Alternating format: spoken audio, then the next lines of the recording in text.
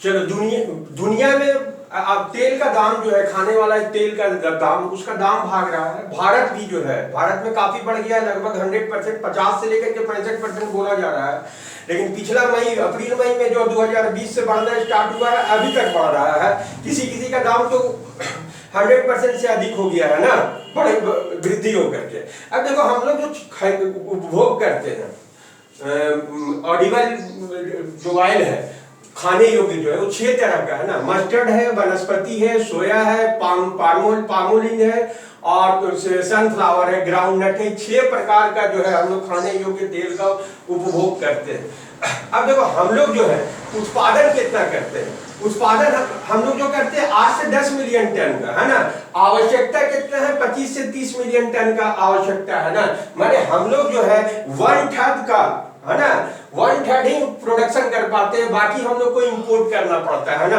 लगभग 30% हम लोग ही माने उत्पादन करते हैं, प्रोडक्शन करते हैं। 70% जो है उन हम लोग को अन्य देशों से खरीदना पड़ता है। कौन कौन चीज जो है इच्छाओं को कहां कहां से खरीदते हैं ना।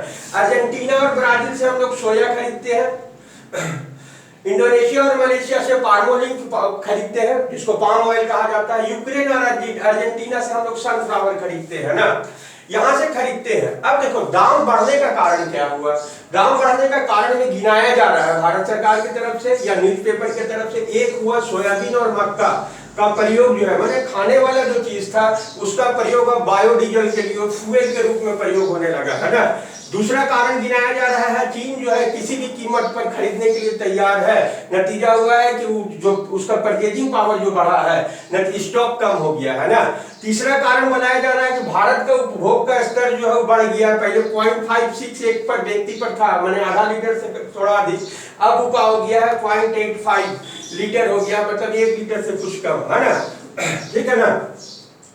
अच्छा, और चौथा कारण गिनाया जा रहा है कि मलेशिया में लेबर इशू, लेबर कोविड-19 के चलते नहीं मिल रहा है, जो मिल भी रहा है उसका रेट जो है बढ़ा हुआ रेट में वो काम करने के लिए तैयार हो रहा है।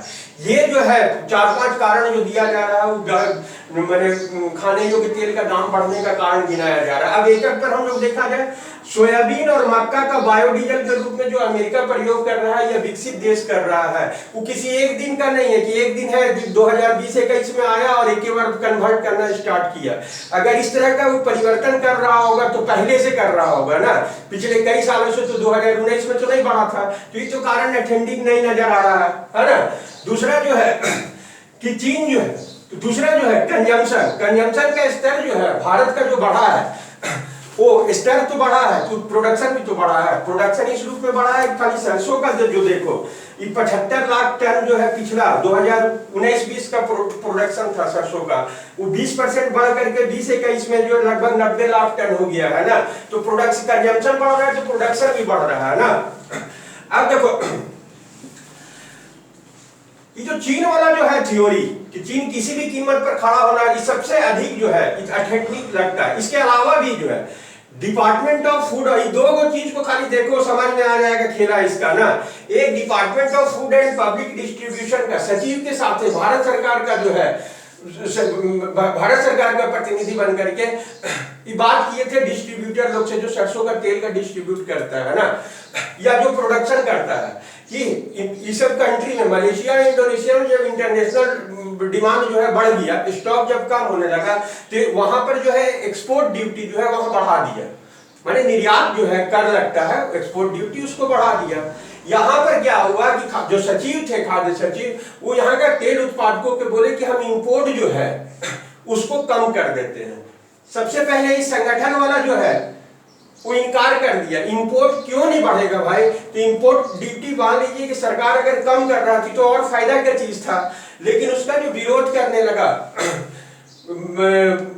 खाद्य तेल का उत्पादन करने वाला कंपनी, आप समझ जाओ कंपनी में कौन है ना, सबसे अधिक जो है खाद्य तेल का उत्पादन करने वाला कंपनी भारत में जो है वो अडानी है, जिसका फॉर्च्यून निकलता है ना। तो ये लोग जो है इंपोर्ट ड्यूटी से उसको कोई लेना देना नहीं था। उन लोगों को क्या होगा, जो स्टॉक किए हुए हैं, अगर उसका दाम अगर कम होता है तो उसको नुकसान होने लगेगा, इसलिए ये लोग विरोध किया। सरकार का भी हिम्मत नहीं हुआ कि इंपोर्ट को कम कर पाए ना।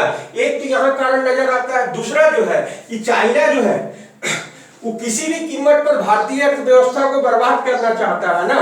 यहाँ पर तुम्हारा देखो, यह जो भारत है यहाँ पर, इसका यहाँ पर श्रीलंका में हम्बनटोटा एक बंदरगाह है, उसको विकास कर रहा है। यहाँ पर कोलंबो को लिए हुए विकास करने के लिए ये भारत से 250 से 300 किलोमीटर की दूरी तक ही पहुंच चुका है। यहाँ पर इसका इन्वेस्टमेंट है। यहाँ बांग्लादेश जो है, बांग्लादेश का 8000 से अधिक प्रोडक्ट जो है उसका वो जो ड्यूटी लगाता है, जो सेस लगाता है अपना देश में, उसको एकदम शून्य के स्तर पर पहुंचा दिया है। बांग्लादेश में अपना सामान का इन्वेस्ट करने के लिए इसको लालच दिया, और लालच देने का मतलब हुआ कि इसका ट्रेड जो है चाइना के साथ बढ़ गया, भारत के साथ न के बराबर रह गया है ना। इधर आ जाओ, पाकिस्तान जो है उसका भारत के साथ ट्रेड बंद है। अफगानिस्तान जो है, अगर तालिबान हावी हो रहा है तो उसके बाद भारत के साथ इसका भी रिलेशन कोई बेहतर नहीं रहेगा। इधर उसके बाद ईरान में चल जाओ, ईरान का पहले रिलेशन भारत और ईरान का बहुत बेहतर था, लेकिन अमेरिका प्रतिबंध और भारत का अमेरिका से नजदीकी के कारण जो है ईरान के साथ हम लोग का रिलेशन जो है वो बिगड़ चुका है। सबसे अधिक चावल का इंपोर्ट करने वाला भारत का यही था ईरान। इस साल एक भी नहीं लिया, 1 क्विंटल भी नहीं लिया, जबकि लाखों टन वहां पर चावल जो है जाता था।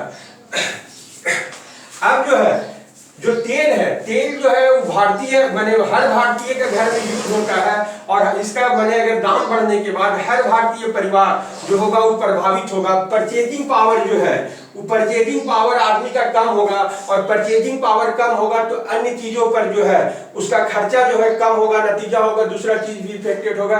ऐसे भी आदमी का अर्थव्यवस्था चौपट होने का स्थिति में है, बेरोजगारी चरम पर है, आदमी का इनकम जो है घटा हुआ है। ऐसे में इस तरह का जो रोज उपयोग करने वाला चीज का अगर दाम बढ़ेगा तो परचेजिंग पावर कम होने से अन्य इंडस्ट्री पर भी उसका प्रभाव पड़ेगा, है ना।